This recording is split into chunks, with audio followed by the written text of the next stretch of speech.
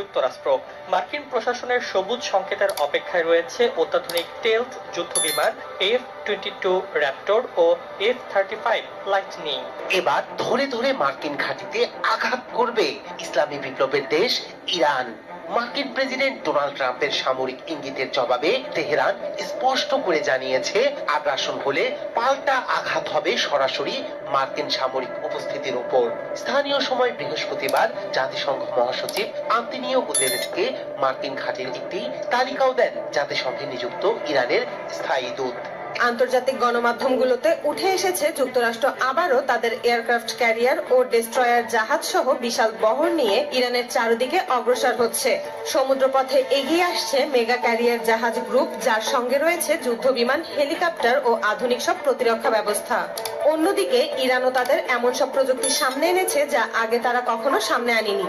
এবার আমেরিকার বহরে দেখা গিয়েছে দুটি এয়ারক্রাফট ক্যারিয়ার, যেগুলো ইউএসএস জেরাল্ড আর ফোর্ডের মতো আধুনিক ক্যারিয়ার। ইরানের সাথে যুক্তরাষ্ট্রের উত্তেজনা বৃদ্ধির মধ্যেই ভূমধ্যসাগরে প্রবেশ করল বিশ্বের সর্ববৃহৎ এবং যুক্তরাষ্ট্রের সর্বাধুনিক বিমানবাহী রণতরী ইউএসএস জেরাল্ড আর ফোর্ড। তবে কি ইরানে হামলার জন্য যুক্তরাষ্ট্র এখন পুরোপুরি প্রস্তুত? এবার শুধু ট্রাম্পের একটি নির্দেশের অপেক্ষা, আর এরপরই বিশ্ব দেখবে ইরানের বিরুদ্ধে মার্কিন যুক্তরাষ্ট্রের ধ্বংসাত্মক সামরিক আগ্রাসন।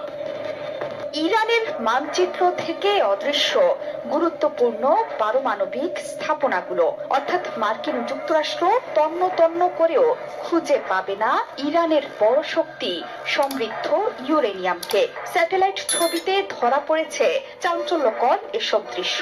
যুক্তরাষ্ট্রের সাথে পরমাণু আলোচনাও চলছে, আবার নিজেদের পরমাণু স্থাপনাকে সুরক্ষা বলয়ে ঢেকে ফেলছেন আয়াতুল্লাহ আলী খামেনি। যুক্তরাষ্ট্র কি ইরানের বিরুদ্ধে হুমকি ধামকিকে রাজনৈতিক হাতিয়ার হিসেবে ব্যবহার করছে? বারবার সামরিক হুমকি, নিষেধাজ্ঞা আর শক্তি প্রদর্শন। ওয়াশিংটনের ইরান নীতি কি বাস্তব মূল্যায়নের উপর দাঁড়িয়ে, নাকি এখানেই রয়েছে বড় ধরনের কৌশলগত ভুল হিসাব নিকাশ?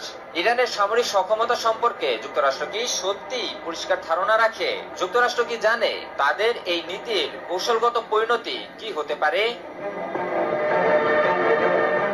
রাশিয়া বিশ্ব রাজনীতির ময়দানে এমন এক খেলোয়াড় যারা সহজে কোনো সংঘাতে জড়াতে চায় না। পুতিন সবসময় ঠান্ডা মাথায় নিজের খুঁটি সাজান, কিন্তু ইতিহাস সাক্ষী, রাশিয়া একবার যদি কারো উপর ক্ষেপে যায় কিংবা কোনো সংঘাতে জড়িয়ে পড়ে, তবে তার পরিণাম হয় অত্যন্ত ভয়াবহ। আর এবার সেই ভয়াবহ পরিণতির দিকেই কি এগিয়ে যাচ্ছে বিশ্ব?